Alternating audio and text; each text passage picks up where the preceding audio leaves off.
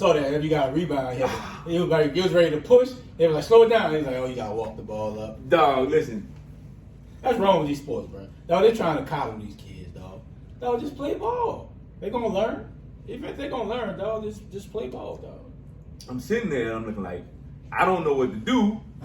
And then I like, when they got the ball down the court, man, fire that thing up. Cause Antonio, he started firing that thing up in that mid-range. Who number that was? I can't remember. He wanted the glass with the braids. Yo, number 32.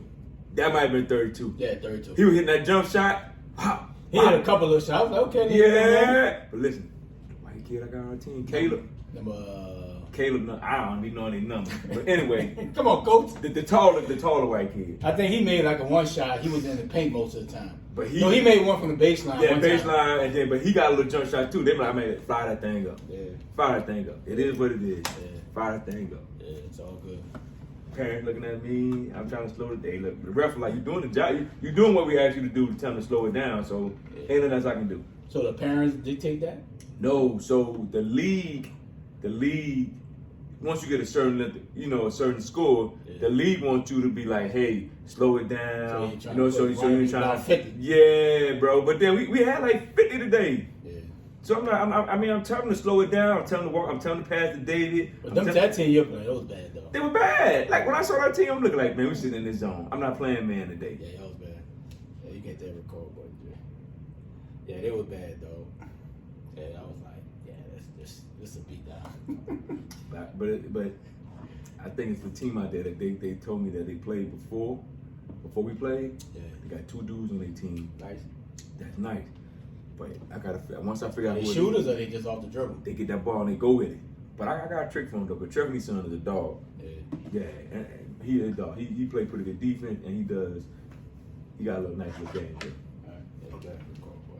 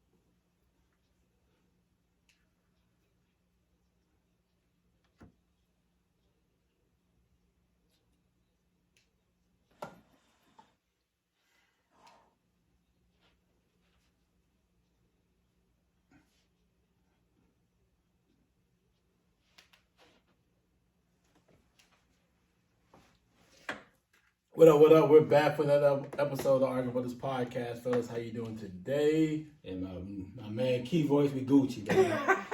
To my man in here, we Gucci. Good. We back episode, we rolling.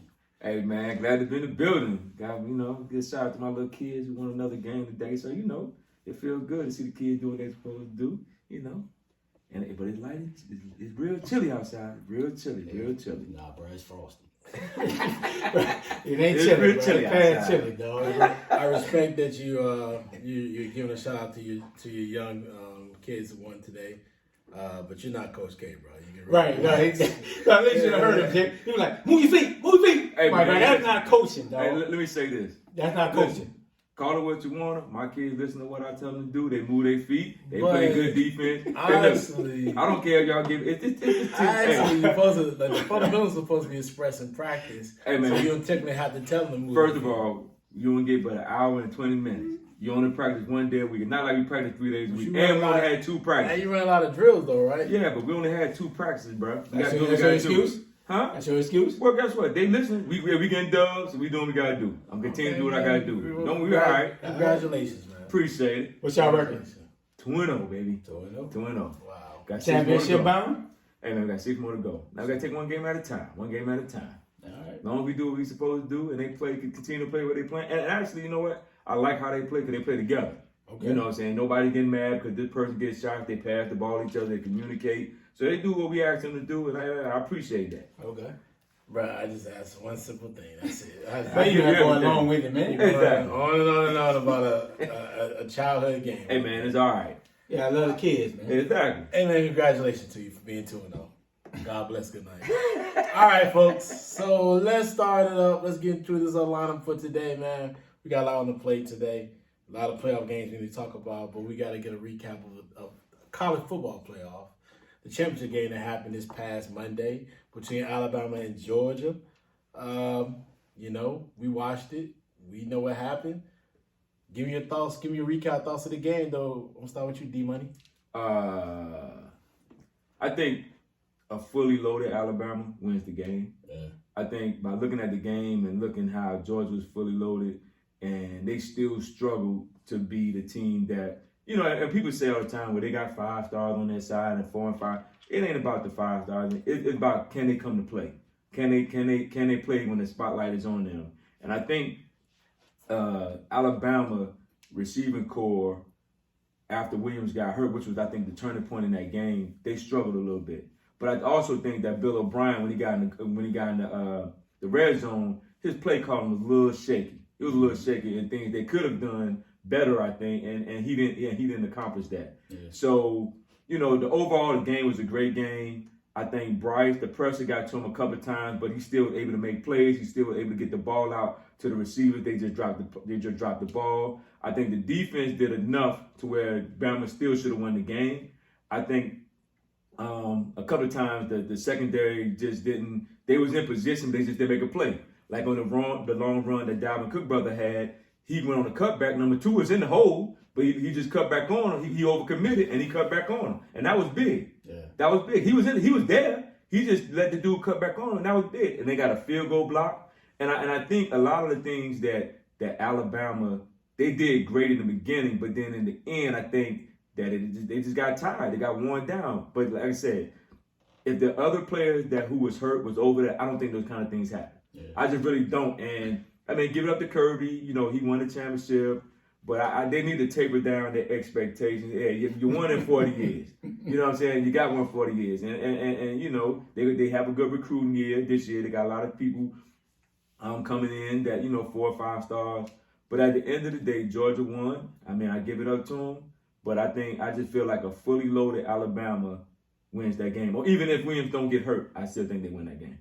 Yeah, like I said, for me, I think it was the red zone. Like, if you get in the red zone 5 times, Brian, come away with, 3 field goals, 1 touchdown, like, it's just not enough, right? I think if they score a touchdown, a couple of those red zone opportunities, bro, the game is over. Yeah. Because it changed the whole momentum. Like, now, Georgia has to change their play calling because they're down by 2 scores, right? It's not like a nip and tuck 6-9 game, 3-6, you know, so it changes the whole landscape of the game. And when Williams went down, it just put more pressure on those young players, right? Yeah, Bama recruits 5-star players and they loaded.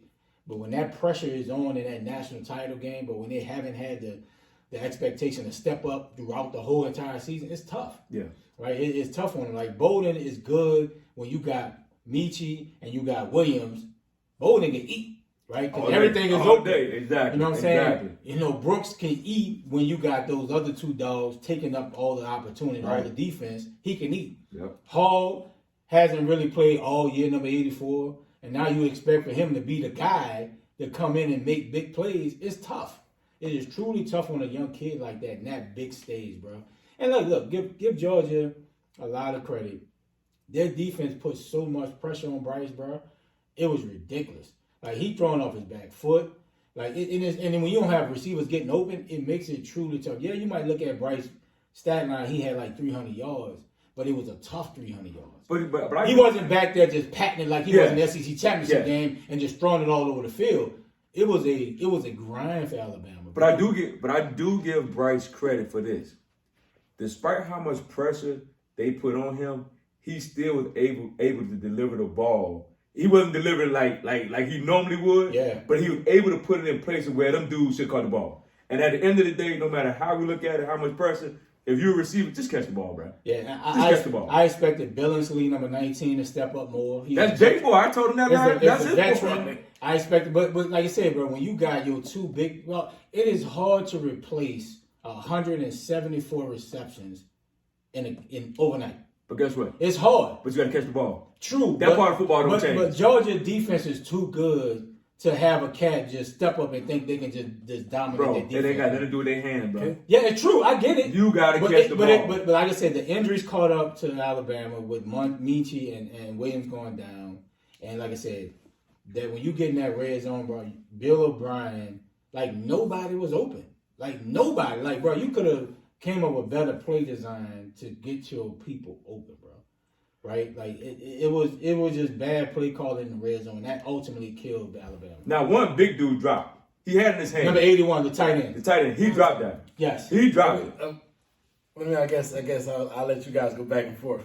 But it was tough, man. before Y'all had that. I'm gonna go ahead and load in my opinion now. You know, Okay. and then we can move on after So other stuff. let everybody know you're an Alabama fan. Yeah, everybody knows. knows that. I don't know. Okay. Anybody, For any new any fan people any fan base, show, any fan base out here does not listen to us. JD is roll tide all day 37 long. days, like what 39, 40 days ago, you should have heard me. Okay. You heard me predict we're gonna win the SEC championship that day. So you heard. If you listen, you heard us. But I'm gonna tell you, to be honest with you, I said this to him yesterday, and I say it again. I've said it before. You don't want to take away from Georgia because when they saw that Williams was down, they did amp up the blitzes. They did put up more pressure. But the ball, even off Bryce's back foot, he was getting the ball to his receivers. Mm-hmm. He hit Hall on a long drag across the field, it was a drag across the field. He came from the left side. So he dragged across straight to the pylon. Hall catches that ball. He walks in the end zone. His Lato. His last name. The tight end, he had 81 in the end zone, and I just said, talk about it earlier, Ray. If he just catches and ducks down instead of trying to move, he doesn't get hit. He caught the ball, he tried to turn, he was in the end zone already. He just caught it and got down. That's a touchdown. But he didn't do that. And they hit the ball out of his hands and the ball flew in the air. Jacory dropped one, Hall dropped a couple. Billingsley, I think they had one. It was a catch on the first or second drive. He hit Billingsley he steps outside the pocket. And when I say him being Bryce Young, gets outside the pocket. He hits Billingsley on the rope.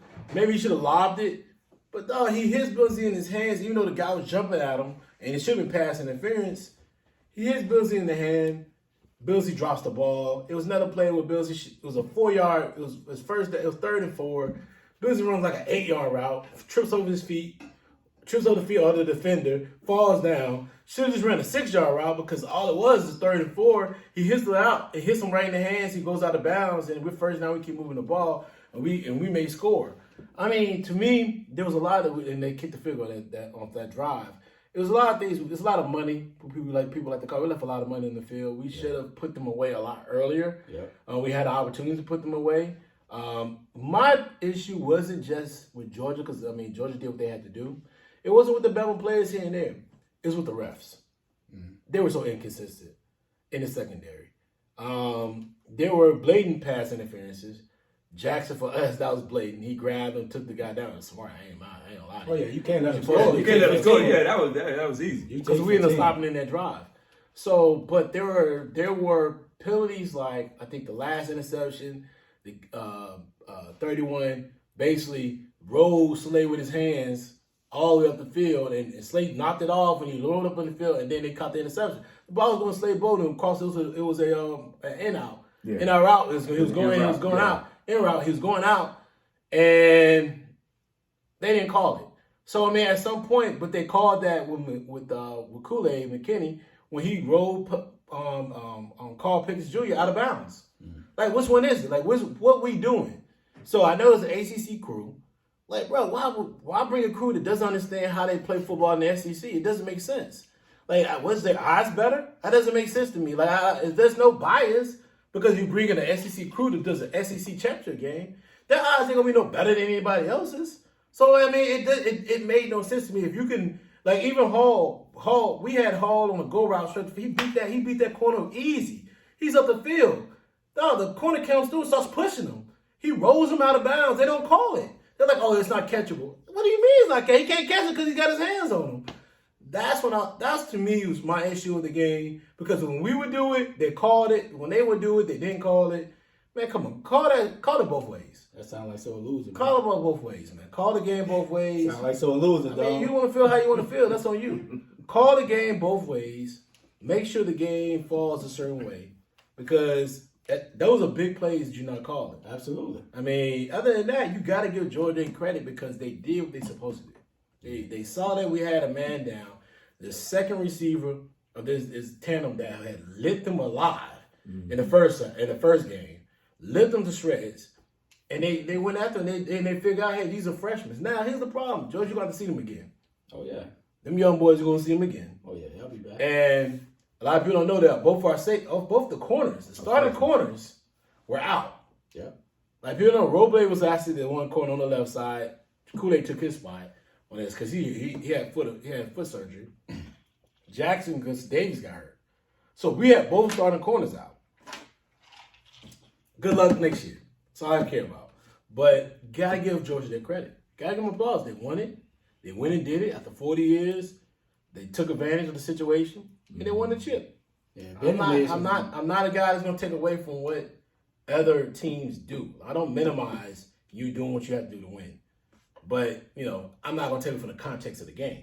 Exactly. And that's the difference. Yeah, Bennett made some throws in them two last drive where they scored a touchdown. Yeah, he made some good throws. He made some throws, bro. He was shaky early, but like I said, too many injuries, bro, to your best play. It's hard to replace 170 almost something receptions. Bro. Yeah, but you gotta catch the ball. They ain't gotta. Yeah, true, but they gotta catch it. You gotta catch the ball. Those other players feed off of your two. Everybody open now, bro. I don't give a damn, Ray. If you watch that game, that boy put the ball in their hands. Yes. On it. So guess what? The pressure, dog. That ain't gonna do it no pressure. Shit. No, hold on, bro. That's a ton of pressure. Hold on, Ray. Bro, that is a ton of pressure, bro.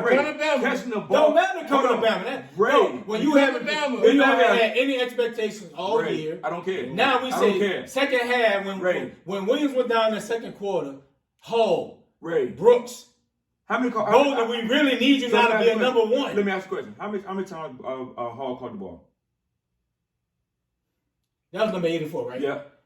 Fuck, I don't remember catching any passes. He caught like 2 or 3 passes. Like, I don't remember catching too many. He did. He caught 2 or 3 but passes. I'm saying, but expectations. I don't care, Ray. You've been playing football all your life. I get all that. That ain't got nothing to do with you. You're the biggest game of your career.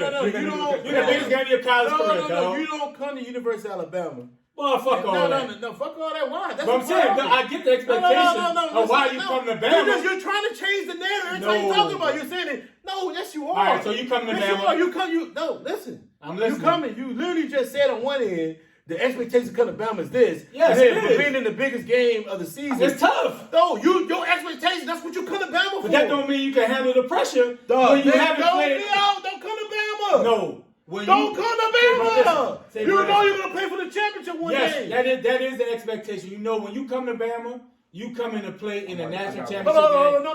Hear me out. Hold on before you finish. What? That didn't stop Judy. That didn't stop Smith. He only caught one ball after that we beat Georgia. That was his only catch the entire game. It was the last catch of the game in overtime. He caught the hands to score and ran down the field. He was a true freshman. Everybody built different. No, you can't just say we built different. But you're changing it every single time. No, I'm saying, but listen, hear me out. When you have not really played all year, and I don't follow Alabama like that to know if Devontae Smith played a lot during the season. I don't know, right? Yeah, he made big plays in that SEC championship game. Yes. I don't know if Hall. No, I ain't talking about this. No, I'm talking about in the championship. Right, I don't follow Bama like that to know if. Hear me out. So when you expect Hall to say, "Look, we come in second, but I need you to be the number 2," or Brooks, I need you to be the number 2, right? Bowden, I now need you to be the number 1, not the number 3. Say, bro, a lot of people can't do that Yeah, you come to Alabama, the expectations is national championship. You come there because of that. Because you know every year you got a shot to be in a national championship game. Yes, yes. But that doesn't mean you're gonna step up mentally to be that guy. And that's why Bryce Young couldn't get to the ball to these guys. It wasn't open. It was not open majority of the time. Did you watch Especially in the red zone, it was not open. Hold on. Let me ask you a question. Did you watch the game? Bro, I watched the whole fucking game. Ray, did you see on the pass that Bryce Young put in the boy's hand and they But dropped bro, it? that's the pressure. The pressure is a lot, That dog. ain't got that. Hold on. You crazy. Renfro was a freshman. What the fuck Renfro got to do with Clemson got to do with this game here? No. This one, let me finish. Everybody's built different, dog. Hold on. At the end of the day, it's just catching the ball, bro. Bro, everybody built different, bro. That got to do with you catching the ball, Bro, okay, everybody built Ray, different. Okay, so Ray, this is the thing. When you in high school, it's the same kind of pressure. Bro, I bet you if you put Renfro in that same position, he gonna catch the ball. In the second half, he gonna catch the ball. He may drop it. You don't know that. You don't know that. When he played with Alabama, he played for the first time. Renfro's freshman, sophomore. Bro, you don't know that, dog. That's what I'm saying. Ray, he didn't drop the ball for the championship for the money. We played the second time. Everybody built different, but dog. Ray, you gotta catch the ball. Yes, you do. So that ain't nothing but no. Bro, everybody built different, dog. Everybody's handle pressure differently.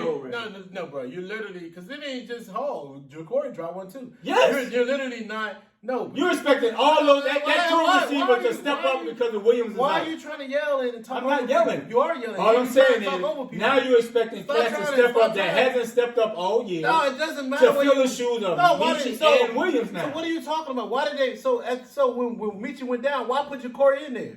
Because you expect him to bring the same production as somebody else. So he didn't. It's always there. So he didn't drop the ball against Cincinnati. He caught the ball when he scored a touchdown. This ain't the national title game, bro. Cincinnati, y'all were up.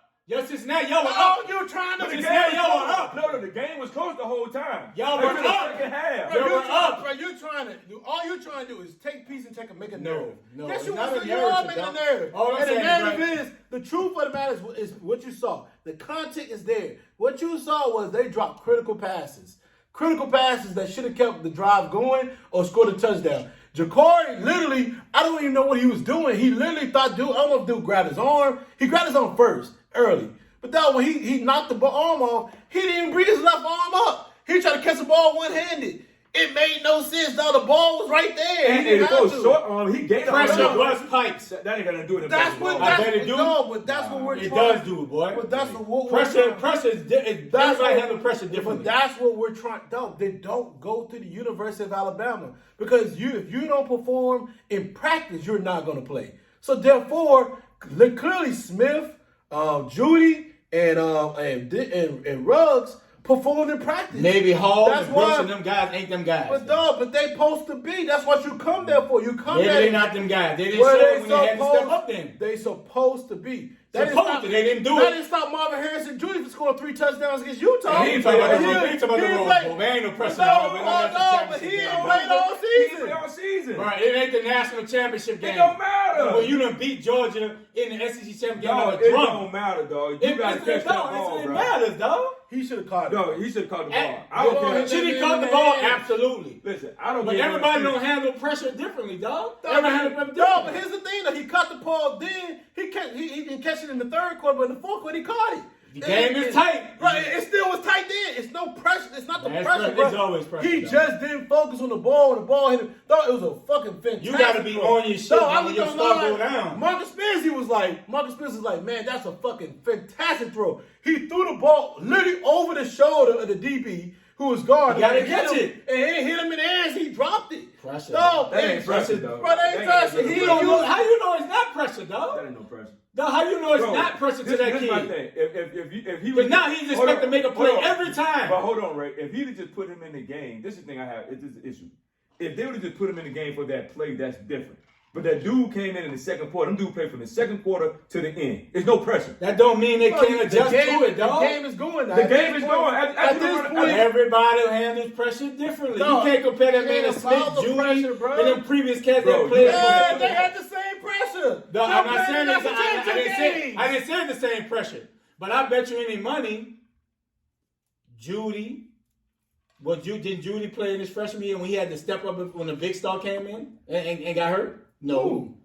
All I'm asking you, That shit had nothing to do with it. No, though. it has a lot, dog. No, When you playing against the what number you're one saying- corner, no, it's different. No, what you're saying don't make sense, bro. Man, You're literally I'm not changing the narrative. I'm changing the following- pressure You're not to following the step narrative. up when you don't You're have not the following the expectation. narrative. The narrative was we were down to Georgia, and they said, and Nick Saban said, Y'all was up we when were Williams down went to down. Georgia. You was up when Williams went down the second Stop quarter. talking and listen. Bruh. Stop talking. Bruh, y'all was up. Stop talking. Bruh, You're not fuck that. listening. You Bruh. don't want to make sense. Nah, We were, the narrative when Judy and Smith and Riggs was on the field, we were down to Georgia in the Mercedes-Benz Bowl for the national championship. We were down. That's when they put 2 in the game.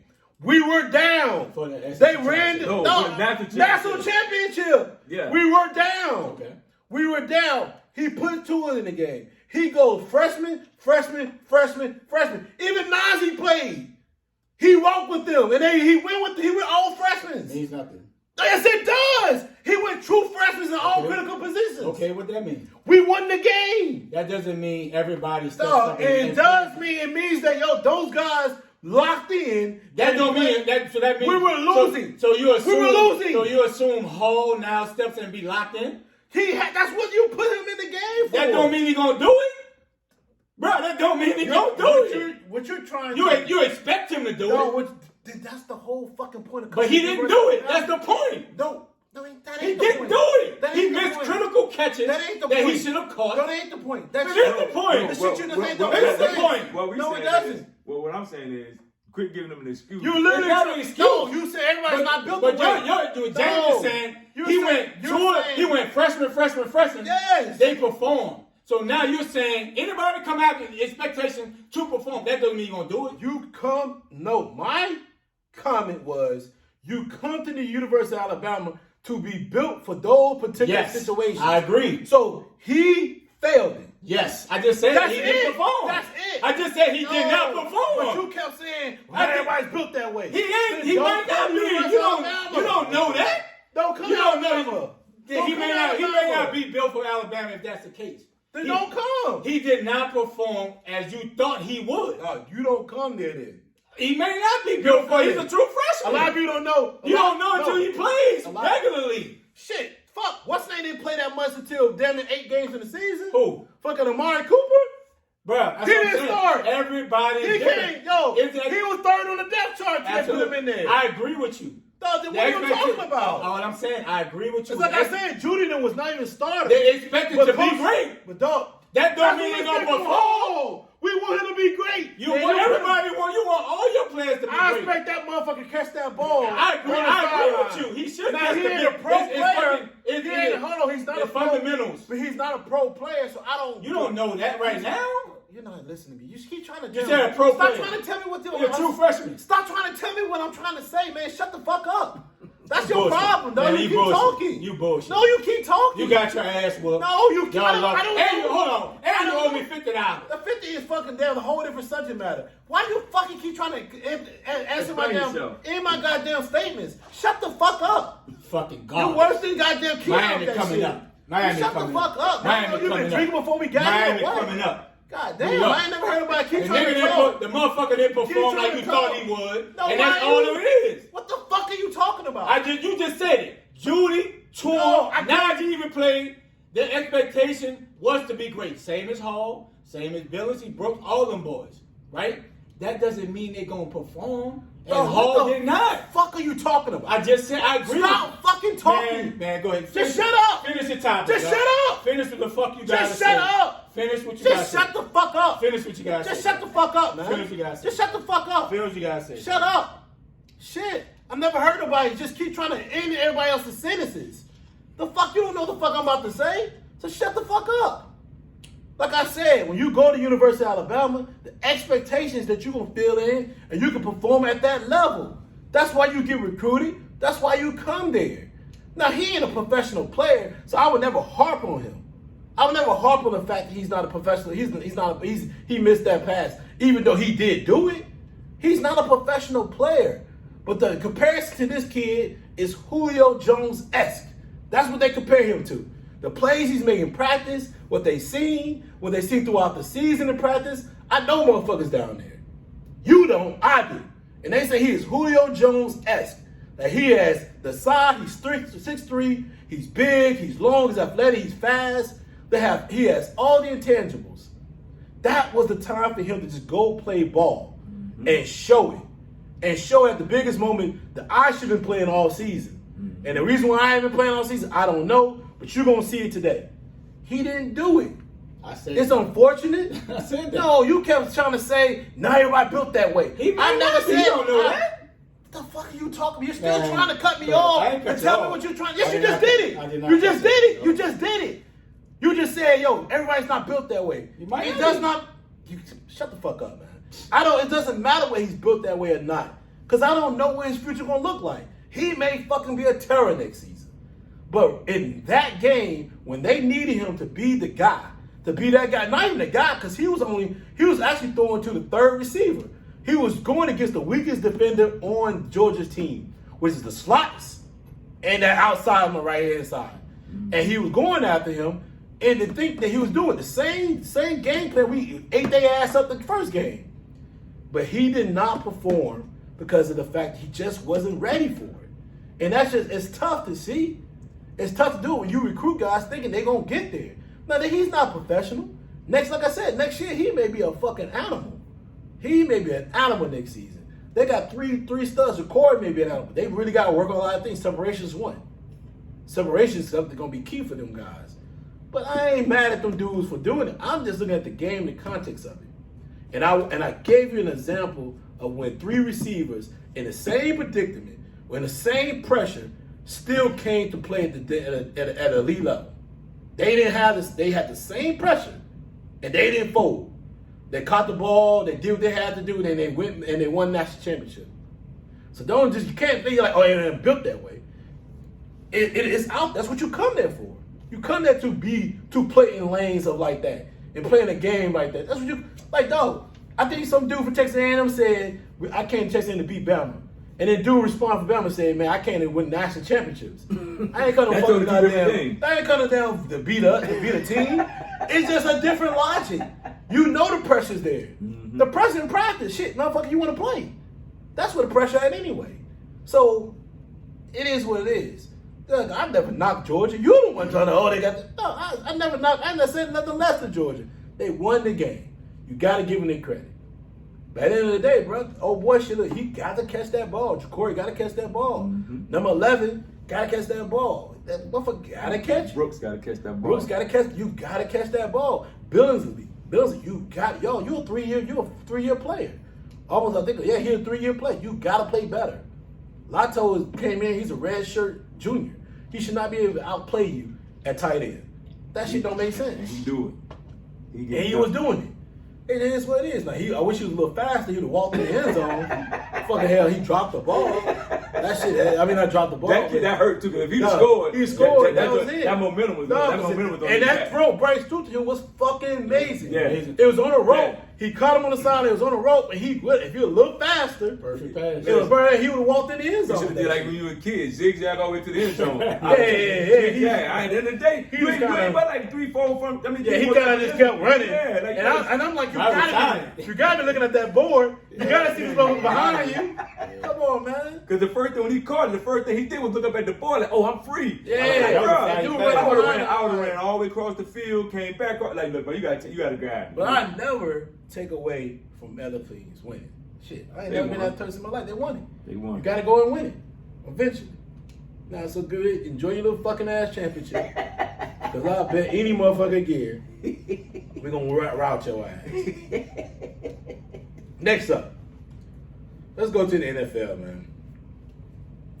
Playoffs going on right now. NFL's going on. WildCard weekend.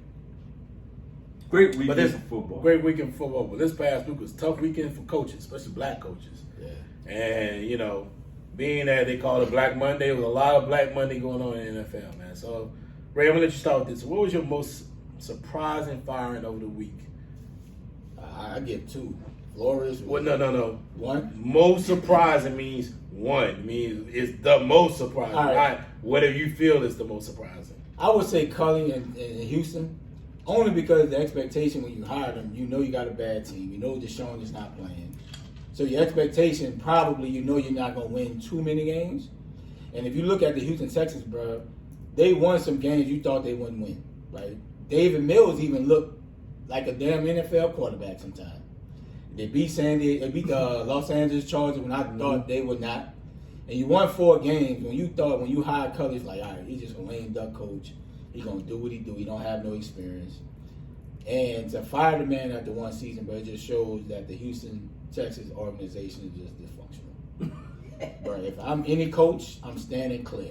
If I'm Byron Leftwich, Ty Bowles, some of the hot coordinators, Flores, he interviewed with him. He interviewed, bro. I'm not accepting that job, dog. Like honestly, bro, I can't work for a owner that is gonna be so unpredictable. If I have a bad 2 seasons, am I going to be fired? Yeah, the money's great, you guaranteed, but the Culley hire, like, bro, like you fired this man after 1 season, bro. When your expectation was really you're gonna be top of the 5 in the draft anyway. So that's my most surprising hire, honestly. Mine is Flores.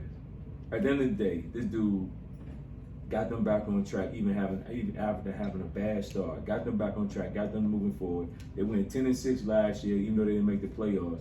But at the end of the day, he got his hands dirty in getting them guys to move forward and to win all those games. And what they won, like 6 or 7 in a row to finish the season. That's tough. That's tough in the NFL. But at the end of the day, Miami is who they are. You know, that's why they still sitting in the cellar dweller. You know, that's why they continue not to make the playoff. That's why they continue, because when you have people up top, I'm not surprised what they did. You know when you have, and if you look out over the league, you have a lot of black coaches who come in, and I'm just gonna say it, they shake your hand but kick you in the ass at the same time, because you fix what needs to be fixed, you get a team rolling, and then you bring somebody else in to finish the job that you created. You know, and at the end of the day, I just think the Miami job. You know, it was a bad look, I think, for Miami, and I think after this, it's gonna be hard. It's gonna be hard. You know, my most surprising actually was Joe Judge, because I thought they was gonna keep him, and he turned around, they fired him like a couple of days later. I didn't understand the whole wait for it, because I think the thing was everybody thought they were gonna like keep him, and he'll be the New York coach moving forward until at least next season. But man. They fired him like 3 or 4 days later, and you know you got a little. I mean, you didn't get a good jump on the season, so that's a little tough. But it doesn't make sense that you fired him after like saying follow up and say we're gonna roll with him, we're gonna rock with him, and move forward with Joe Judge. And then after a while, like 3 or 4 days later, it's like they had buyer's remorse. So I didn't understand that part at all. Like, why not just keep him and move forward? Like, what are you gonna do now? Because the Giants, it's a very interesting market. I mean, it's a tough market. A lot of people don't want to deal with that New York media. But I think they had to get rid of Judge.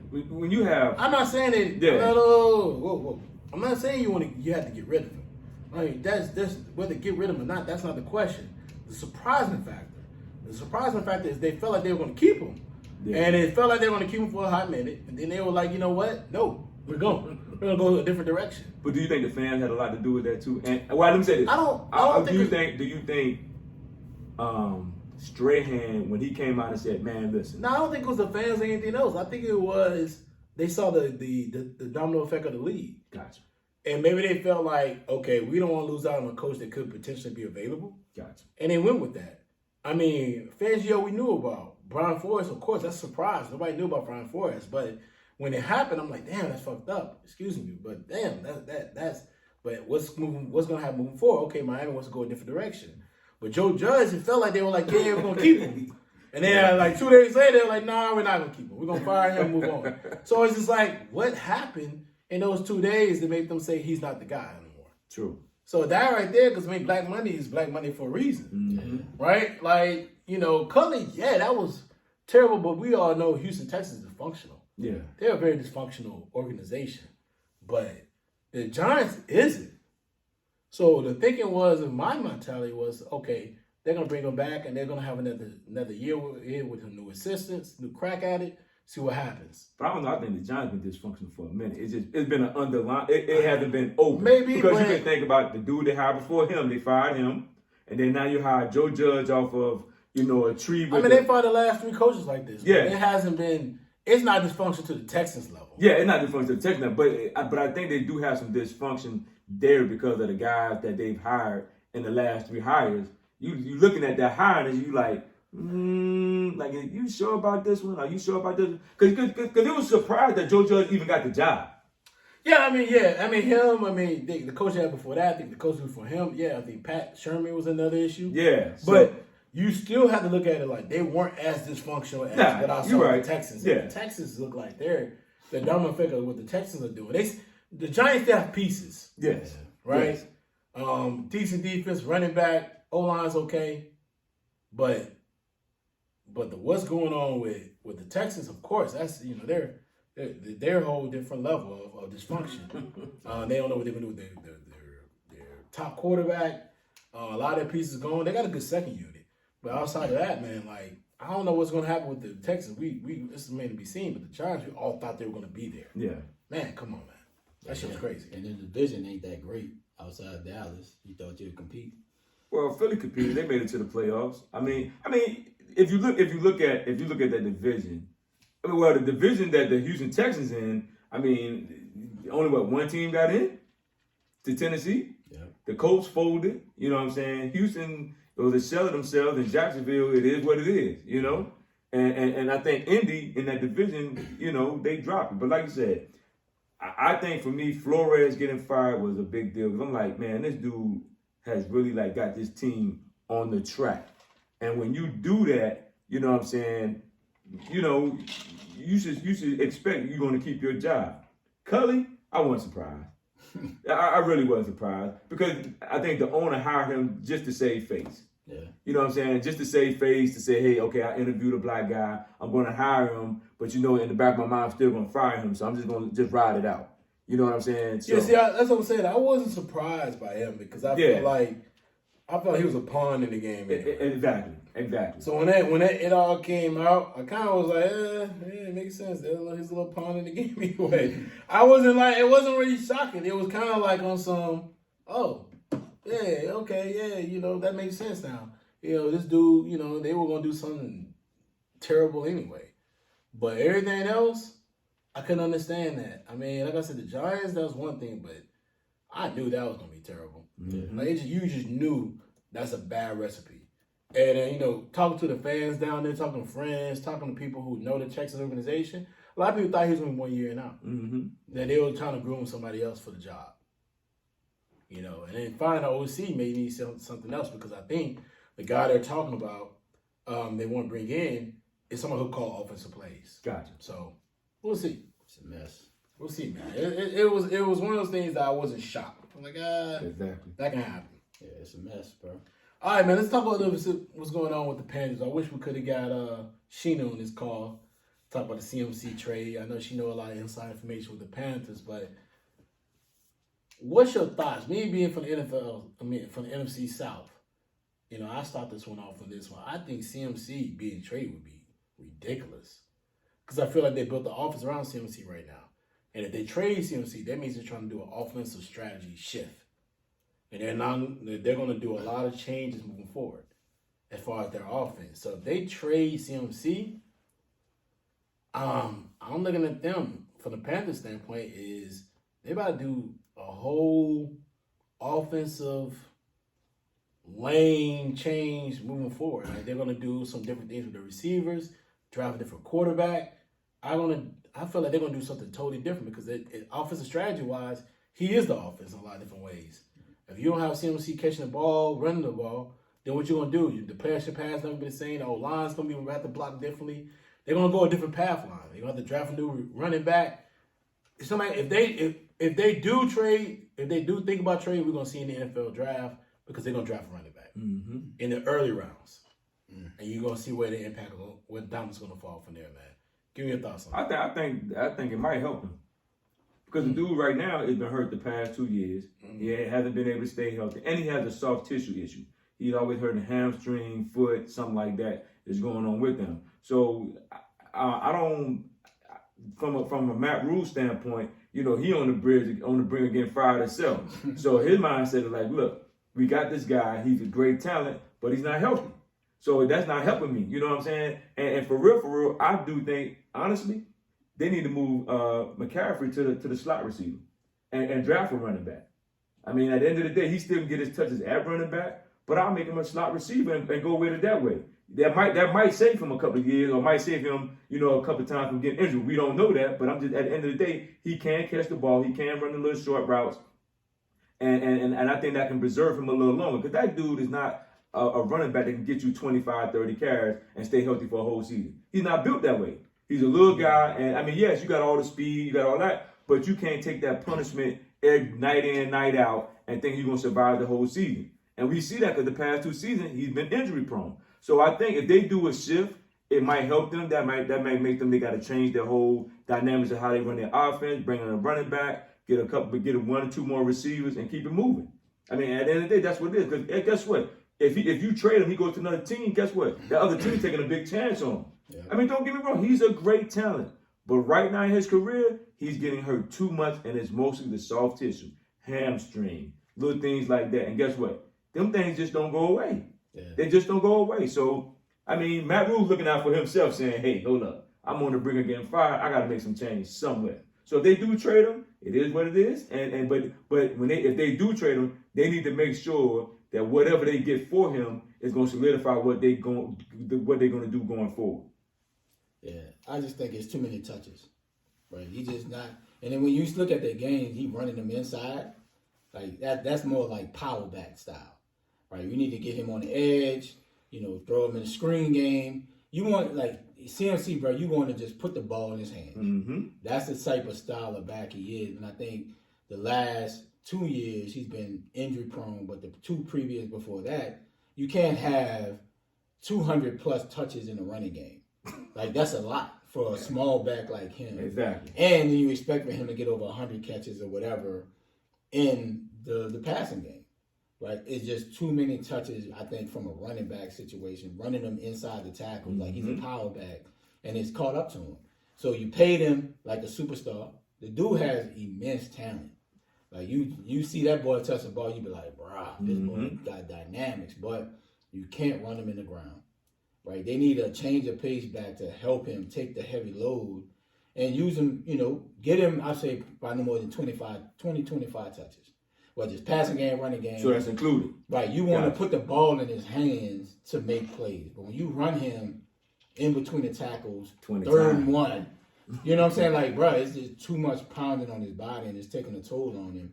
To trade him, I think is overreaction. But I think if you can just put another piece around him, a bigger back, to help him out, where he don't have to be 25 carries, but I need 10 catches. It's just too much for his body. And I think I would not trade him, honestly, and they may be looking from a money standpoint, but you got to get him some help to not give him as many touches. He's almost probably getting 30 touches a game when he's healthy. It's just too much.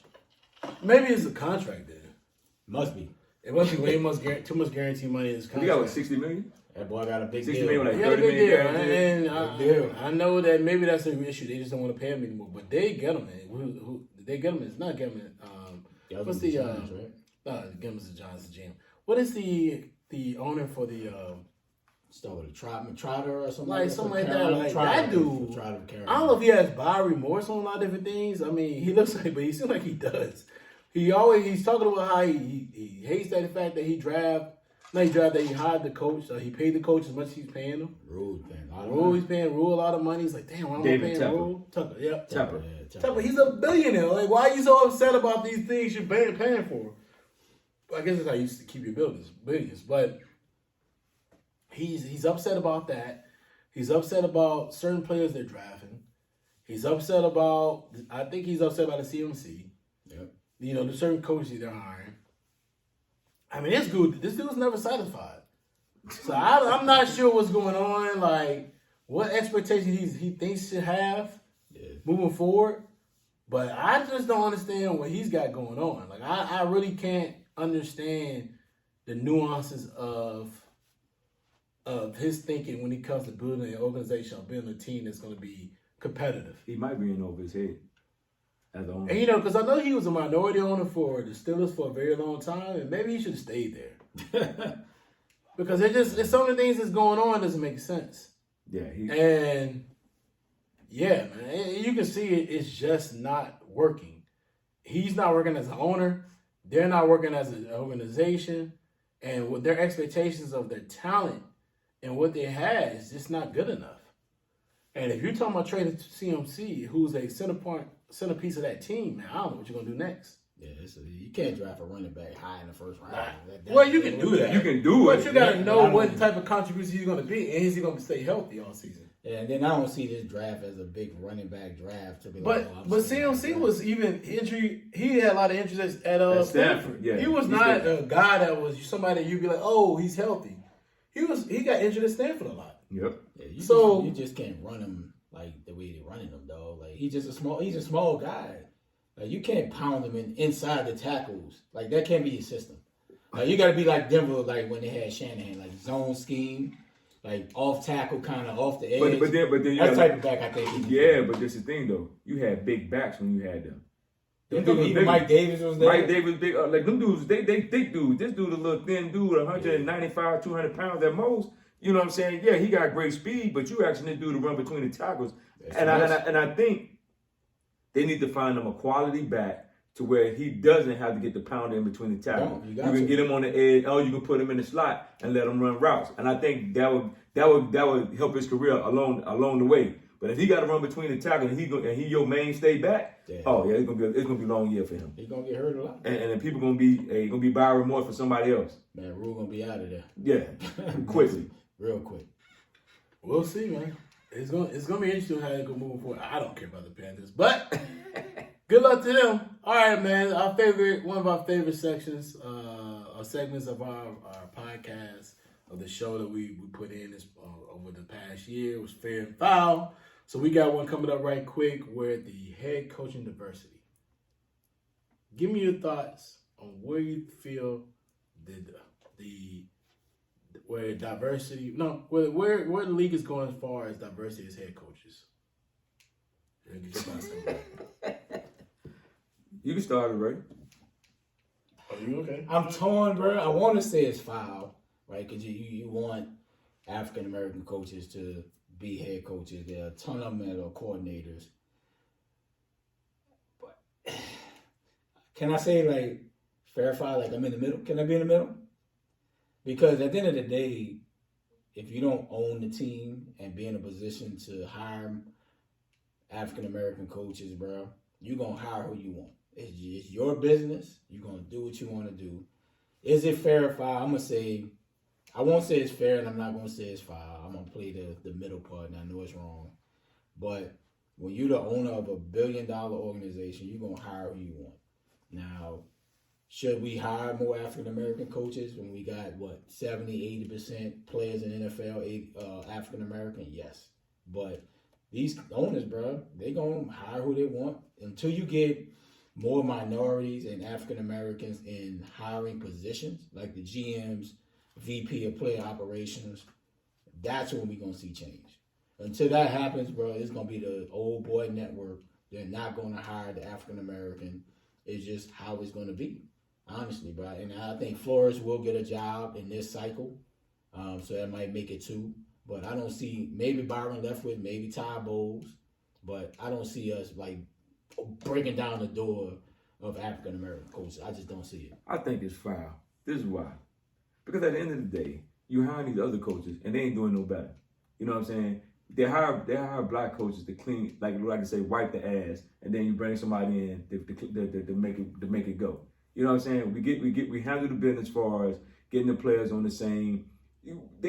It's like we come in, we clean the locker room, we get everybody straight, we get everybody on the same plane, and then okay, I'm gonna fire you if you have a bad season. But now if somebody else come in win the championship, oh man, this coach has done a great job. You forgot that this man done wiped these dudes' ass and got them where they need to be. It's ridiculous, bro.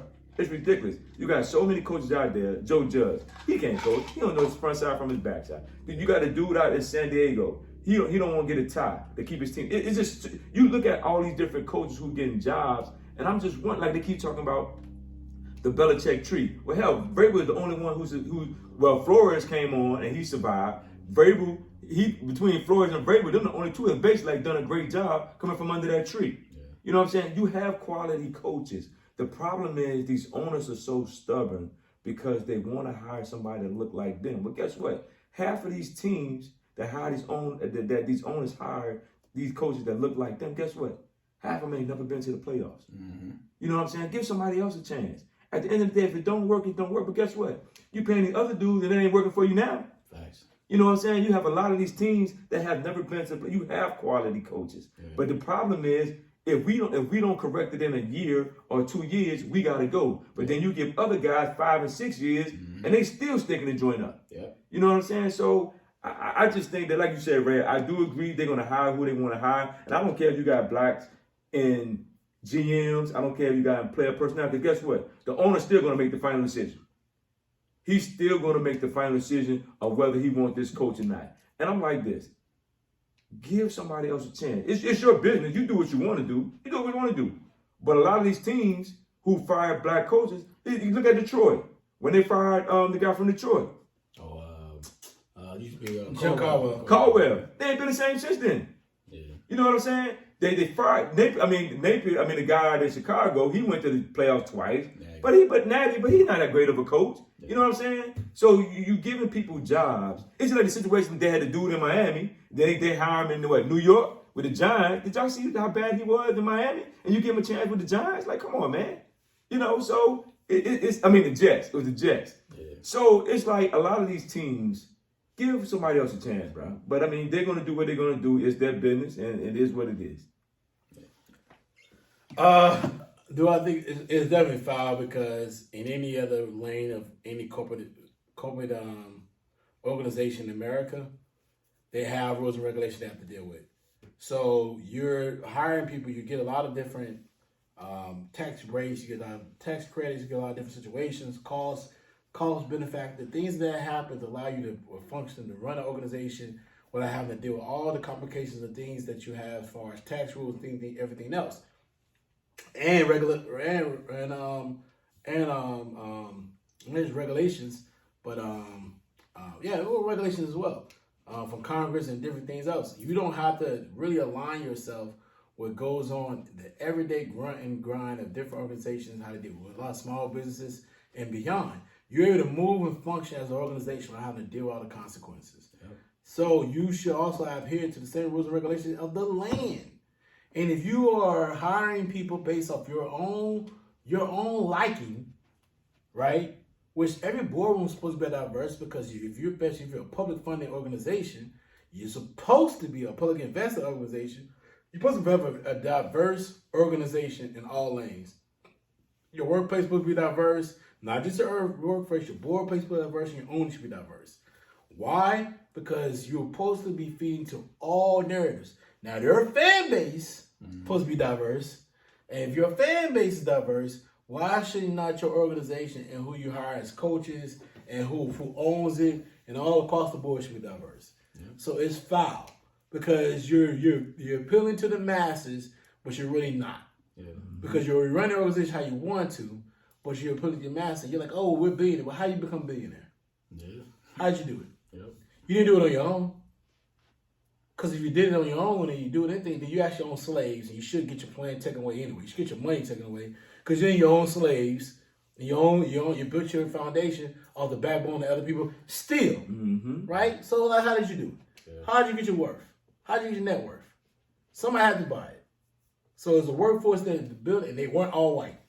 Fact. So it just has to be like that lane that people have to understand. It's the realness of life. So it's foul. And they need to figure it out. They need to fix something else. Rooney Rule's not working. Yeah, that shit dumb. Let's move on for that. Let's go to the next level. And let's figure out something else. Because it's not working. Mm-hmm. And you're not private organizations. Because you're playing at stadiums that are owned by citizens. Mm-hmm. They're owned by the city. The city pays for the stadium. That means if you stay in the city, like if DC goes to open up another city, that means my taxes are going to go up. Folks, that's what happens. My taxes will go up because of DC, because guess what? We're not a state. We're not the state of Maryland that can afford 2 stadiums. Yeah. We are right here in the city. My taxes will go up, and that would change the complexity of the city. So, yeah, I may benefit from it, but I'm also going to have to pay for it. So my expectations it's the same thing as anybody else, man. That you guys do what you need to do to keep the organization diverse and allow and appeal to your masses, your fan base, and allow your fan base to be a part of what's going on, and actually allow your ownership group to be diverse and have better people, because there are billionaire black people. Yeah, facts. Facts. There are billionaire Spanish people. Facts. There are billionaire other people outside of just Caucasian folks. I'm sorry. There are people out there who have a lot of money. Look at them, holler at them, talk to them. Let's see what's going on with that. Yeah. Right? Because we need to move forward. Everybody, we all want to move forward too. We want to be there with you guys. Facts. You know what I mean? All right, man, let's get to one of our other favorite segments, which is, we love it. And it's one of our best ones. All the fans love it. They love how we try to do this because we pick it. They know they listen to me. They win money. They win money when they listen to me. Right? I don't know about the other guys. When they listen to me, they win money. It's one of my favorite picks. It's one of my blazing five. We're blazing five for today. For me, it is. Because I always do well. So, man, it's one of our favorite segments. Here we go right here. Let's get it going.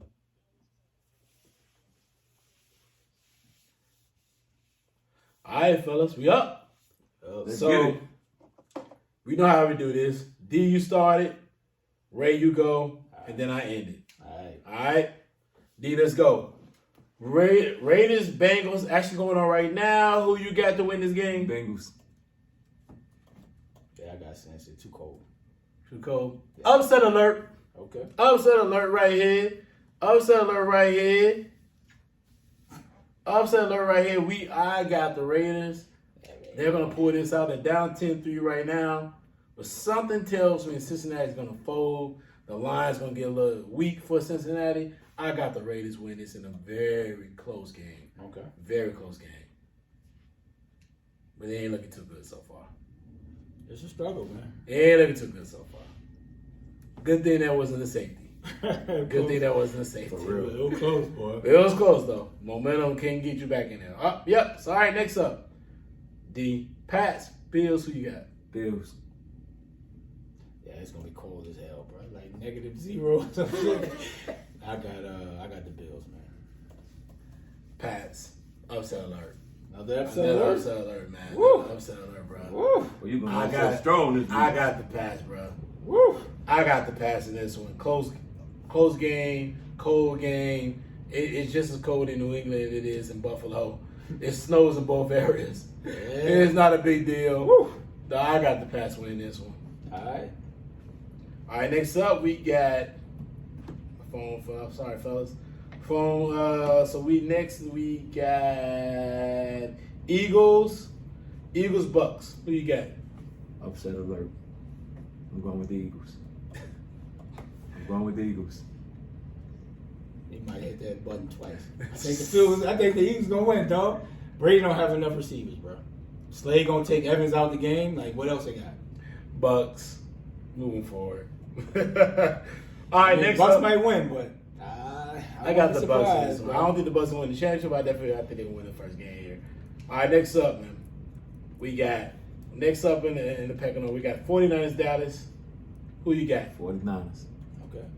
I'm gonna roll with you, DSprings. We rolling together, bro. 49. Nah, it's everybody. I've been thought the 49ers would win this game. Too physical up front. Yeah. Physical front gonna have a problem. Back end may be an issue, but I feel like if Dallas can't block, they can't stop them.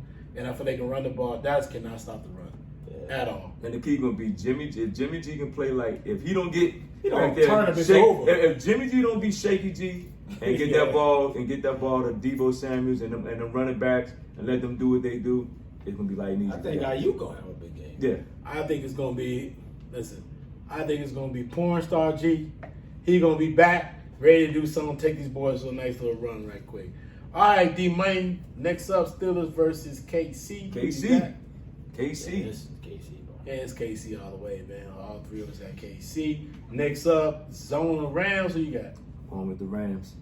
Rams. I think I got the Rams. No D Hop, bro. Zona. Another Upset alert right here, man. Listen, I like Zona, what they're going to be doing, even though they kind of folded in that damn game against Seattle. I do feel like, man, they have the Rams number. And I feel they're going to win that game, man. The Rams just have a tough time dealing with an athletic quarterback. All right, man. So next up, man, let's get to the NBA basketball, man. Yes, sir. We Yes, gotta sir. figure out a good segue to the NBA, so we can get there. We need maybe a song or something. We need Schefter. We need like dun dun dun dun dun dun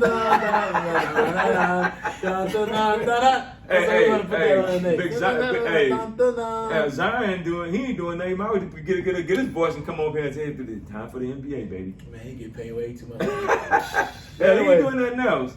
All right, On man. Gordon and chilling. So let me start with you, Ray, with this question, man. Is Kyrie the most skilled point guard ever? Hell, Chauncey might be tripping. I think Isaiah, bro, was underrated, bro. He was small, but man, Zeke had handles. He could finish at the rim.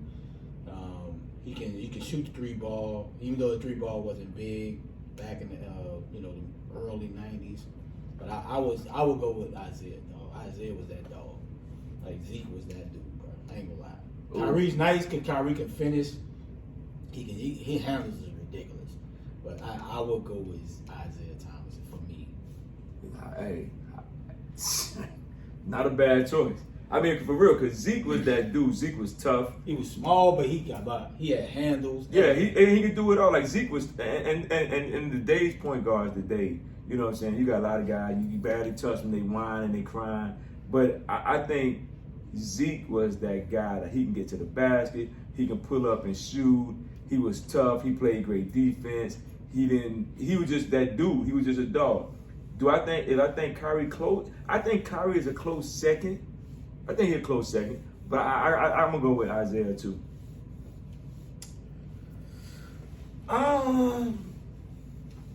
You know, when I really watch these guys play, it's hard to say because really Kyrie's an extension of Zeke. Zeke is an extension of Tiny Archibald and Earl Monroe. So it's a lot of like the talent's there. I can't really just say like is he the most skilled, but I would say what I'm seeing right now, I would think he is. I've never seen a player who can move, who can finish with both hands the way he does. I don't think Zeke could ever finish with both hands like his guy does. I don't think he has the same handle as a rope as Kyrie. Kyrie can do everything. I mean, shoot the mid-range, the three, go to the basket. Zeke wasn't going to the basket at that level. He didn't have the. You gotta realize I'm a Piston fan, so I watched him for a very long time. Especially when he hit riding around his stride. I mean, I was old enough to remember what Zeke was doing. And I still don't. I think Kyrie, from a lot of different levels, and Chauncey's lower than us, so he understands. He did things at a certain level that just Zeke can't do. Yeah. I just don't see how that is not even especially anything different. I feel like Kyrie can be he probably is the most skilled player ever. Oof. And I mean, not ever, but most skilled point guard, absolutely. I mean, absolutely. It's just one of those things that it's just, you just can't really honestly think to yourself that he's not that skilled. He is probably number one. Now it's a close one. Yeah. I mean, but I didn't watch Tony Archibald play. Yeah. And I'm pretty sure my dad would probably be like, no, he was way, first of all, he played El Paso, Texas, so I know my dad thinks very highly of him, but he probably thinks something different. Yeah. You know? So it's different levels to it. I mean, different generations will do different things. Mm-hmm. But from what I've seen with Kyrie, point guard wise, yes. From a score standpoint, maybe not from assists. Like CP3's, I think he's a better assist player. He's not as athletic as a Ja Morant. Yeah. But outside of that, man, listen. From a skill, a score, all three levels, he has it all. He has it all. All right, man. Let's talk about Klay's return to the Warriors. You talking about? Give me your thoughts. What you saw out there? I think Klay is coming along well. I think the build up was great. I think the team. I mean, he came back in and he just fit right in with them, which is a good thing.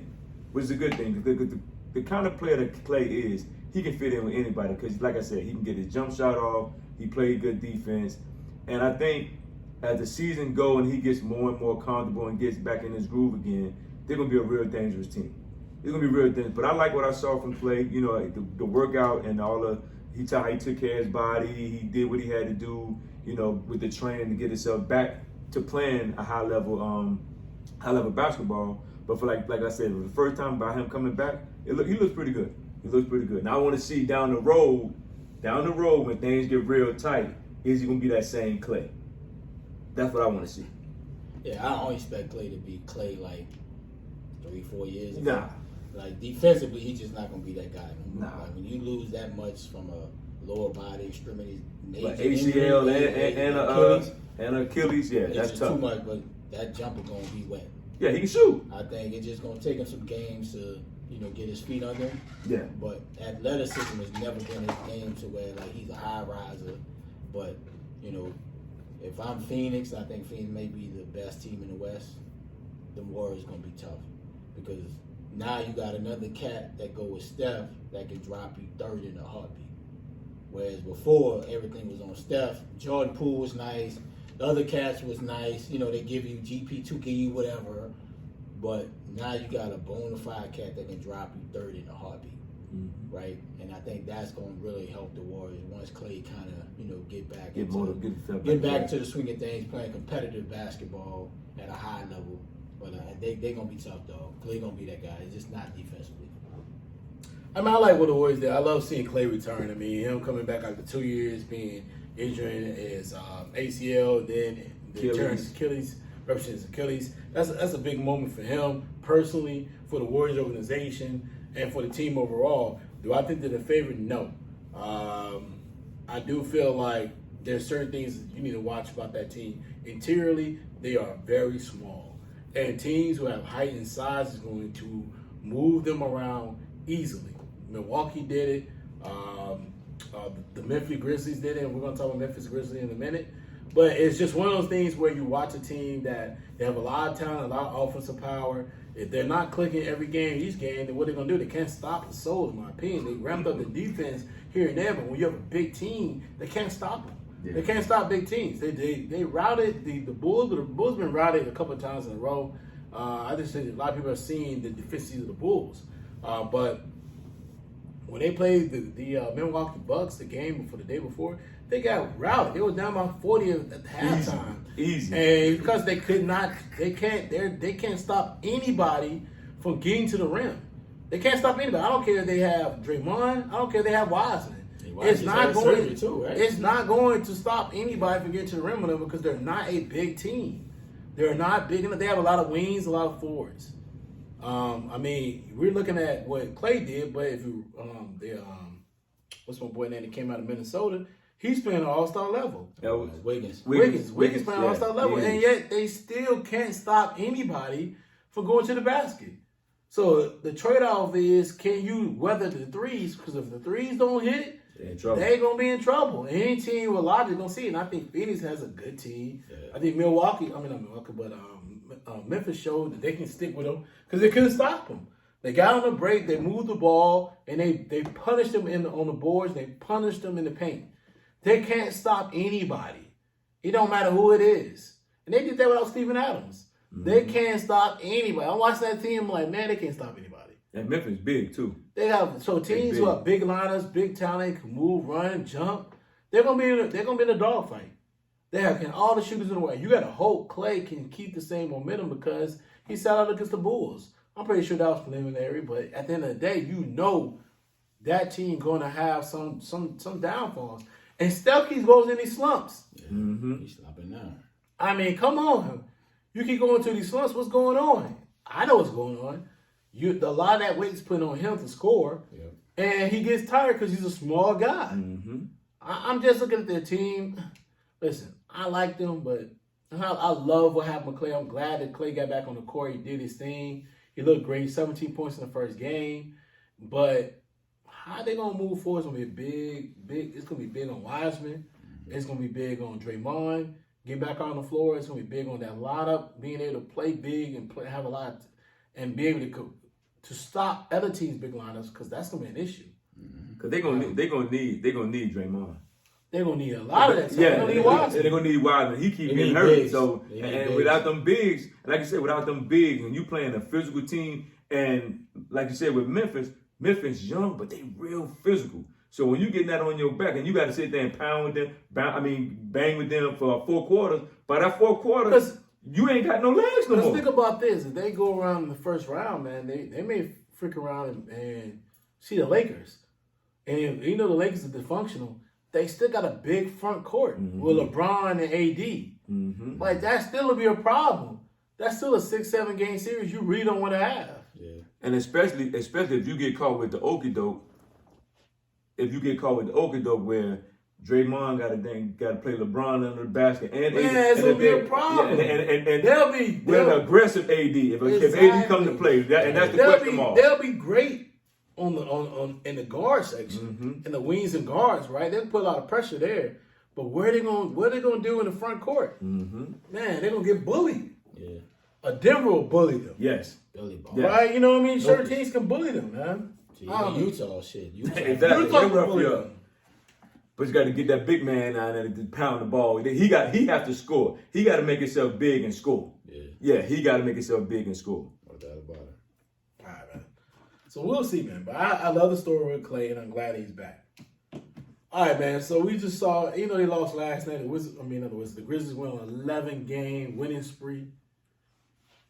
Yeah, winning streak. Excuse me. And I'm happy to see what they're doing. Everybody knows I'm a big Ja fan. So, Ray, give me your thoughts on the Grizzlies. Are they real? Do you think they can contend for a championship this season? No. You can't, especially in the playoffs, man. They need more than Ja. And, when you depend on Jaren Jackson, Bane, and Aaron Brooks, they just don't have another big-time scorer. And, Ja I think this year Ja is not at that superstar level. Right? He is playing as a superstar. Hold on. What did you just say? Man, go ahead. Let him talk, dog. Let him take that. No. We'll go next. But, he was. We're going to go. No. Keep talking. We're going to go next. We're going to go next. Keep talking. Keep talking. Keep going. Keep going. I'm saying, Ja has not made All-Star. So, you can't just go from not making All-Star. No. You don't have to explain to us. Keep going. So, I just say they're not Keep for going. real. They will make the You say he's playoffs. not a superstar yet.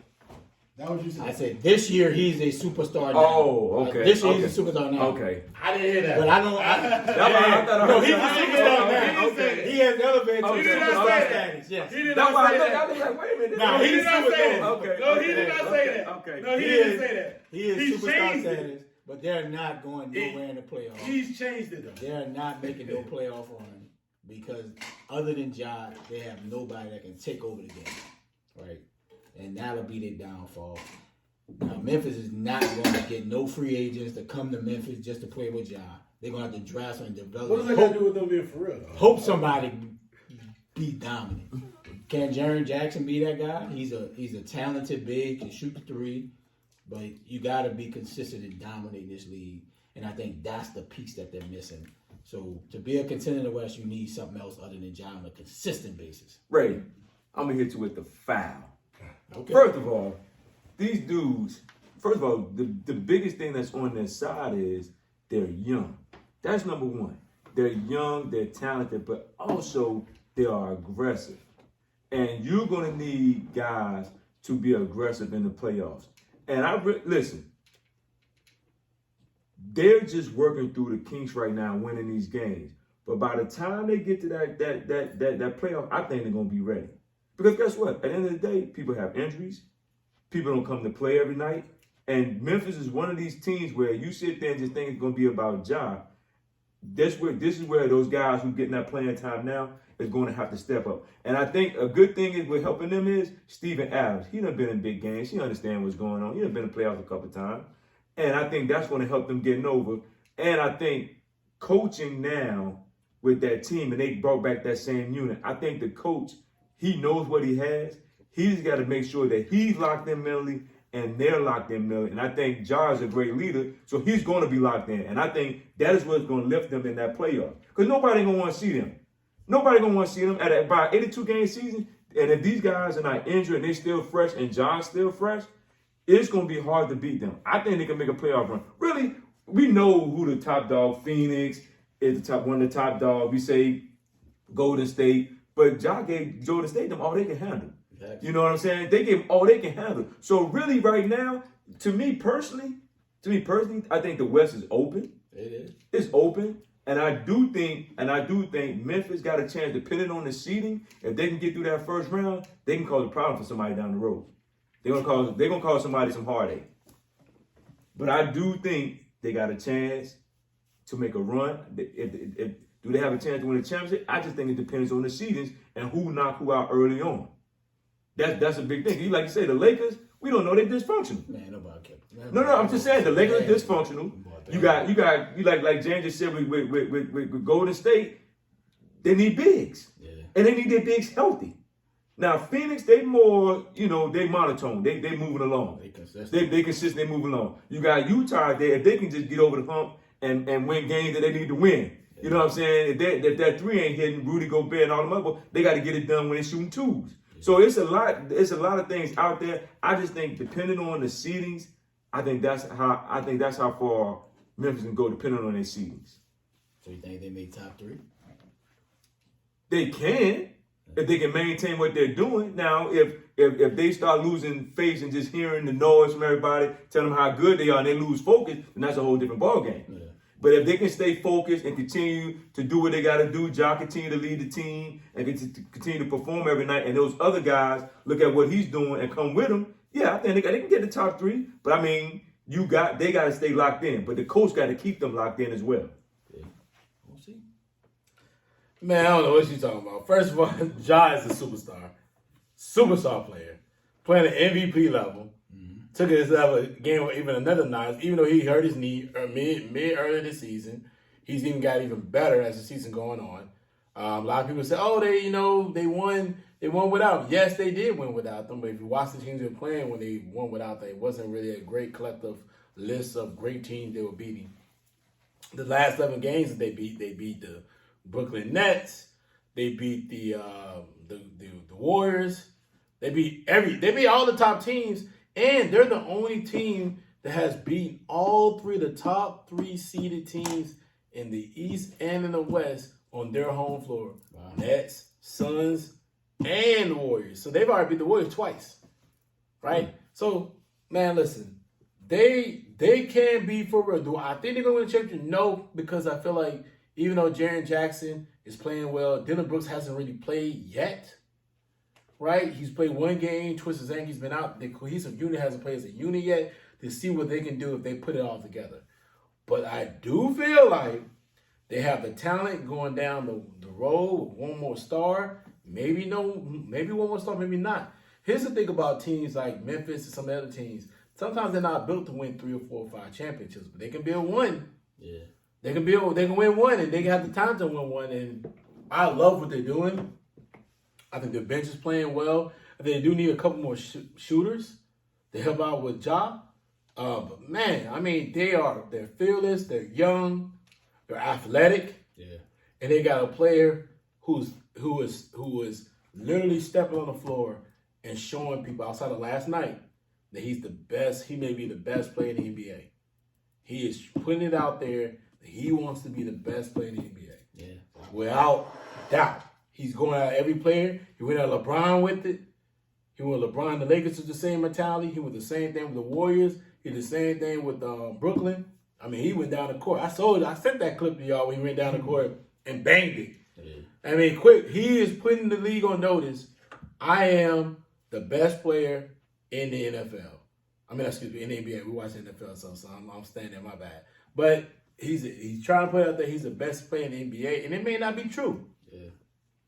What Giannis is doing right now, people are forgetting about Giannis. What Giannis is doing is incredible. Yeah. What Embiid is doing is incredible. Right? And what LeBron is doing, what other players are doing, Steph did early in the season, you got to give those guys credit. But these young men right here, John balling, I love what the Grizzlies are doing. And whether they can't hopefully they may not be able to bring the top tier free agents to Memphis. Because I don't know, we've all been in Memphis. I've been there a few times in my life. Spent a moment of my life in Memphis. And I agree. If they're not going to play for the Memphis Tigers, college-wise, people are not trying to come to Memphis. But from a talent standpoint, what they're getting out, what they have, and how they're drafting, how they sign the right free agents, if they can bring in one guy who can come in and maybe they can make a trade for the kid out of the break with with the what I said, with the Trailblazers. Dame. No, not Dame. McCollum. CJ. Maybe they can bring CJ in there. That might be because they need A guy who can handle the ball, who can shoot the ball, who can shoot, who can start. Till Dylan gets back going, something of that nature, right? Because Bane is good, but I'm not sure if he's not a CJ. He's not McCollum. Excuse me. He's not McCollum's talent. He's not at his level, but he can bring that in there. If he can do that, they have something. Mm-hmm. They need to make a move. Yeah. They need to make a move, so we'll see. But I love what they're doing. I love the way they play defense. They play hard. They're even where they divide from talent, they play hard and play aggressive. And I love it. Yeah. So, man, listen, I enjoyed them watching them. They need to be on TV a lot more. And I told y'all about Memphis and the Grizzlies. I told you about the Memphis Grizzlies and about Ja Morant. Facts. I told you about Ja Morant 2 years ago. Yeah. Facts. Oh, yes. You didn't tell me. You told I told everybody. Facts. I knew about Ja. What you talking about? He said he gonna be the best player in that draft. The best player in the draft. He called it. The talent was gonna be there. And listen, man, the kid has it all. Yeah, he called it. And think about it, the ball's in his hands. Mm-hmm. Let me ask you a quick question before we get out of here, because that was one of the last topics. But before we get out of here, there's been a lot of things. We talked about Ben Simmons. We know what's going on with Ben Simmons, and we get there. But there's been other trade talks. Mm-hmm. What team right now do you see? Because they're halfway through the season. Yeah. What trade would you like to see for whatever team you think needs a trade right now to move forward? Shoot, the Lakers need a whole bunch of trades. But give me a trade right now. I'm gonna start with you with this one. Give me a trade that you think a team needs to make right now to ascend to that next level.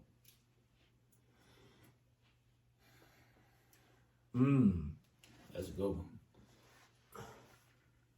Yeah, that's a good one. I think the Lakers need to, I know nobody going to take them. I think they need to go ahead and move on from Westbrook and find them a point guard, a legitimate point guard that can get them 10 or 15 points a night and not turn the ball over in crunch time. I think the Lakers need a trade. I think Dame and Portland, that ain't working out. I think McCullough, like you said, might need to go to Memphis. They need to work something out the way he can go to Memphis, and I give him another guy who you know that can give you 20 or 30 points in a night, with Ja. I think those two, I think they need to make something going. Embiid them, I just think they stuck. I just think they waited too long. I think nobody's going to take Simmons to move on from him, and I just think they just stuck with him. But I think the Lakers need to make a trade, and I think Memphis needs to make a trade to get that guy who can get you like 15 to 20 or 20 to 25 a night to help Ja out, and I think they'll be fine. Yeah, I think Memphis need to make that trade too. I think they're a contender type of team, or a team that can make that change that can help. What about okay, so we said Memphis, and that is one.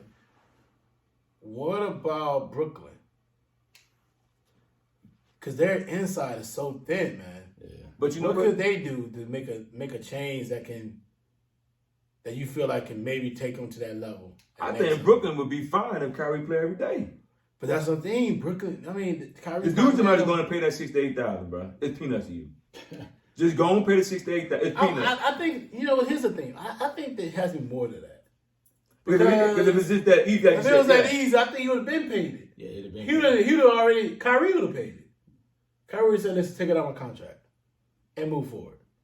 It's got to be bigger than that. It's got to be something else. It just must not be that simplistic. You're right. And you can be like, all right, let me go pay $68,000 and you can play. I heard Jay Williams say something about it, but I feel like it has to be bigger than that. Otherwise, they would have done it. And they know they need him. Yeah. They know they need him. They're a different team when he's on the floor. Yeah. I don't know who they can trade, though. Who you going to trade? Nobody wants no pieces. They don't have nobody. Yeah. LaMarcus, they don't want him. I mean, what about perfect world? I would call Indiana go get Miles Turner. But who you gonna give up? I'm saying you just don't have the peak young. I'm sure Indiana gonna want young pieces back. Yeah. It's just you need a big inside that can shot block, and I think Miles Turner gives you that. And he can score a little. And he can shoot the three. Yeah. You don't want him shooting the three, but he can score. Yeah. But yeah, they don't have the pieces, but If I'm Boston, I'm blowing that whole team up. So you think get rid of him now? I would. Right now. Right now. I would. Get rid of who? Miles Turner? Yeah. Oh, yes. They go. You blow that whole thing up. Yeah. What's somebody? He'll be a big piece No, of contender. Boston. Boston blow that up. Who you gonna get rid of though? Jaylen Brown. Tatum is, I think, the franchise leader of the team, the face of the team. I would give up Jaylen Brown. No. You got to. You ain't got nothing. No, I think Jaylen Brown's the better player. he may be the better player. I'm but sorry. Teams don't want to trade faces of a team. I know Key loves Tatum. Tatum's not better than Jason. But they got to give up one of them, though. Because Tatum is not. Tatum is, to me, is the issue. They struggling bad. I don't care if he whatever rates reason. 50 times over. Tatum is not. Tatum is the issue. Tatum is not playing at the level they should be playing at. Yeah. Like, I think it's Tatum's the one who really, honestly, is holding them back. So if you move Tatum, who you get for Tatum though? you gonna get a ransom, You gotta get a superstar type talent. but you never gonna get dollar for dollar. Maybe you can get Dame. I don't think. But then it'd be too small though. They're already small. But you, Because Dame, Horford on his last leg. He's done. Dame be at the one. You at least have Dame at the one. But you need more than that. Well, Williamson can play the 5. They're gonna have to get a better bench. That's their problem. They don't have no bench. Outside of that starting 5, that bench is hard. That bench. I Build a think. bench. Yeah. You gotta build one. Yeah, you gotta build. Yeah. Boston, they look like some badoodles. Straight up, they. I expected more from them with that 5. You know, even though Schroeder ain't the greatest point guard in the world, but I mean, he can shoot. He okay. You know what I'm saying? Marcus Smart give you good defense. Yeah. He hit a couple of threes every They got now and enough then. team to not. They got enough team not to be in the cellar dweller like they are. No, they in the 11th spot. That's They terrible. should not be in the 11th spot, though. They should. When you got two dynamic scorers, Marcus Smart giving you defense, Schroeder giving you 15, 17. They just don't have their front court not giving them much. Nah. And that's So the Williams, problem. I mean, he's a rim protector, but He's outside just that, a role player. Yeah, you know? he's a role He's just player. an active role player. Yeah. I would somehow figure out, bro, go get Miles Turner, and I think that can help them, give them that inside presence to change. Atlanta's another one. That's all I was saying. Atlanta's another one. They need to do something. Disappointing. The Reddish trade it ain't pushing the needle, but they need to make like a big splash because for whatever reason it's just not working, bro. All them forwards that they got, it's just not Do working. you think old boy done watered down the team? Who? McMillan. Are they just not listening to him, or is it a situation where that he needs to open up and run more and do what he needs to as to? I think they all should run more. They got a young team. Fuck, damn, half of the team under 25. Yeah. But when you got a log jam of forwards, the trade for Reddish to get him to New York and bring back Knox, you still trading a forward for a forward. You know what I'm saying? It's not going to help you no good. Yeah. But we having the cat number 3. I forgot his name. He had Bogdanovich? Bogdanovich number 13, I think it is. Oh, you talking about the redhead kid. Yeah, I know you're talking about him. They just not having the greatest year that they had last year. Herbert. Yeah, they just not having a greater year that they had. But last year. here's the problem. And I think I talked about this yesterday. Actually, we had this conversation about them. And here's the issue. Herbert is on the payroll. They extended him this past year. They gave him an extension. So you got Herbert extension, Collins, of course Trae Young. Did Hunter get paid too? And I mean Hunter. Is it Hunter? Yeah. No. Hunter. DeAndre Hunter is still on the Rookie contract, deal. on the rookie deal. But you have Herbert. Herbert, I think, was the reason why he was a late draft pick. So they had him, and then they had Bogdanovich. Bogdanovich is still on it. They signed him for his initial deal.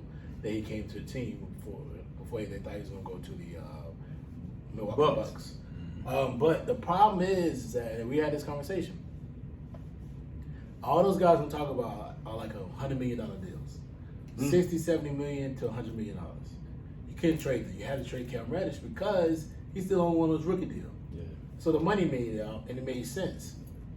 But man, bro, I look at the team and it's not winning. They're not playing winning basketball. They're not playing good basketball. So it can't be the coach because they kept the coach who they played well under in the second half of the season. So it's now it has to be just a combination of players. Now, I know they didn't want to keep Collins, but he's out of bounds. Nah, he's out of bounds, bro. Yeah, he's already out of bounds. Sorry, we're talking on the mic, folks. We're watching the game. He was out of bounds. I don't know why. He threw it thinking like, yeah, I'm in bounds. He's out of bounds. But they kept Collins in that logic with, there's no way. There's no way in this whole level that you're going to be able to trade Collins with that contract. You can trade him to the Sixers, but then the Sixers want 2 players going. Mm-hmm. And they don't want to take that contract, and the contract is ridiculous, bro. It's too ridiculous for anything else. So I don't think anything else comes out of there. So it is what it is. So it's just too much, man. It's just too much overall, and I don't think the Hawks can do anything out of it. They realize his arm is out of bounds. It doesn't matter if it's what's his arm's out of bounds.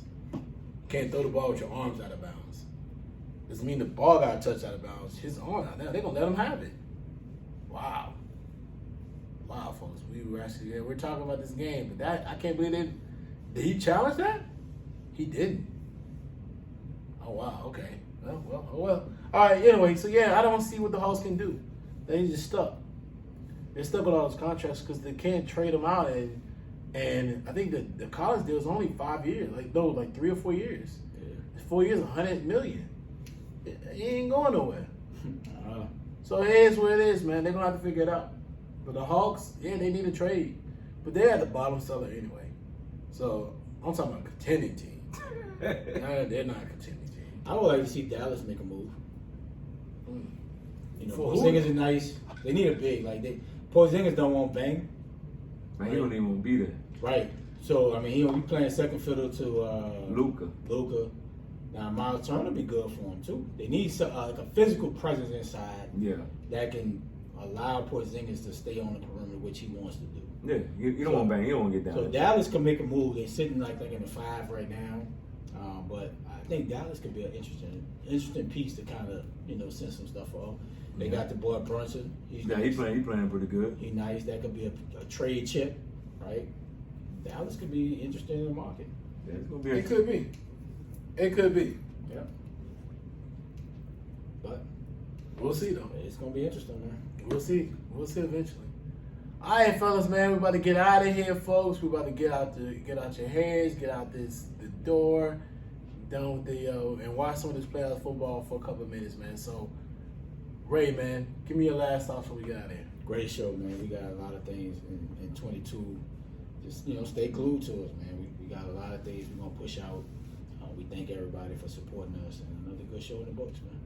Hey man, yeah, keep riding with us. We're gonna coming through with some new things. We got a great thing going on today. Got some new ideas, and you're gonna see us coming even better this year actually, than what we're going to come in the last couple of years. So keep rocking with us. Yes, sir. Yeah, folks, man. Listen, it was a great show today, and man, we about to get here and watch some of this football so we can enjoy some things. Man, but keep paying attention to what we got going on. We got a lot of things coming in the nearby future. All right, Ray, man, take us out of here, bro.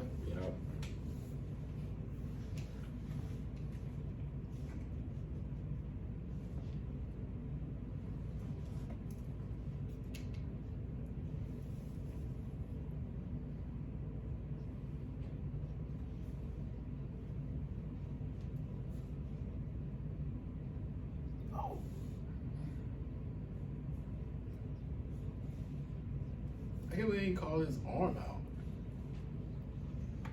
I can't believe they didn't call his arm out. His arm should have been out. Yeah, that's what I thought. Like, if anything, the arm should have been out. You have to call. I thought he ran past the line of scrimmage. Yeah, but his arm was out. And they didn't even I'm like. Man, but I blame the DB. You don't stop playing. You should have knocked that ball down. You said they just jumping up and down, let the man catch it. Keep playing, dummies. And these clowns dropping the ball too. Damn, sorry receivers. Get rid of it, bro. There you go. Get upfield. Get out of bounds.